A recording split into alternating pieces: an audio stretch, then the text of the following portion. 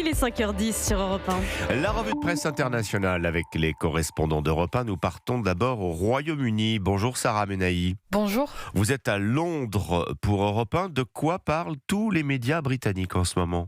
De cette enquête du journal The Independent qui fait couler beaucoup d'encre. Des élèves, parfois âgés d'à peine 7 ans, avec des couteaux. Voilà le titre du quotidien qui évoque des chiffres choquants. Ces chiffres sont repris par la BBC. Selon le service public britannique, il y aurait eu l'an dernier plus de 700 incidents liés aux armes blanches dans les écoles britanniques. Beaucoup de titres de presse rebondissent également sur le jeune âge des élèves impliqués. Selon cette enquête, toujours menée par The Independent, 33 suspects impliqués dans ces incidents étaient âgés de moins de 10 ans. Le Times va jusqu'à évoquer des guerres scolaires, une guerre au milieu de laquelle se retrouvent bien souvent les professeurs.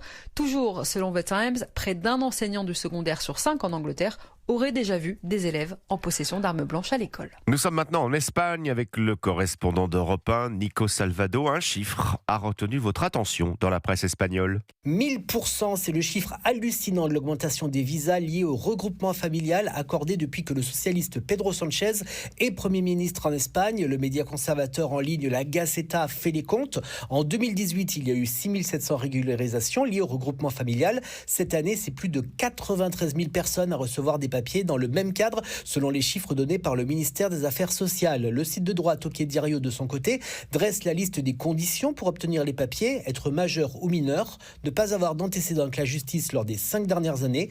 Des mesures qui sont très flexibles, ajoute le site d'info La Gaceta. Nous partons enfin en Argentine. Marie Roustan, vous êtes à Buenos Aires pour Europe 1. Qu'est-ce qui fait la une des journaux chez vous ?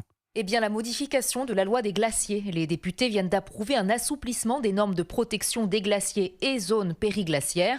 Objectif, favoriser l'exploitation économique de ces territoires, remarque El Diario AR, notamment des mines de cuivre.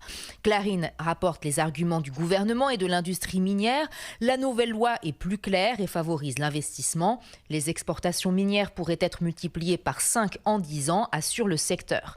Mais cette réforme a suscité une vive opposition, rapporte El País, y compris des scientifiques qui soulignent le rôle essentiel des glaciers, sorte de réservoir d'eau pour une partie du pays, poursuit le quotidien. Les organisations de défense de l'environnement et l'opposition ne comptent pas en rester là, relève Página 12, avec des recours prévus en justice contre cette réforme. Marie Roustan, correspondante d'Europe 1 en Argentine. C'était votre revue de presse internationale sur Europe 1. Il est 5h13. À suivre à 5h20 les initiatives en France, Alexandre Lemaire. Oui, avec ce matin des solutions pour remettre de la verdure en ville. Vous allez voir, c'est assez malin. Et il y a de la demande. Rendez-vous dans 2 minutes. Europe 1. Bon réveil à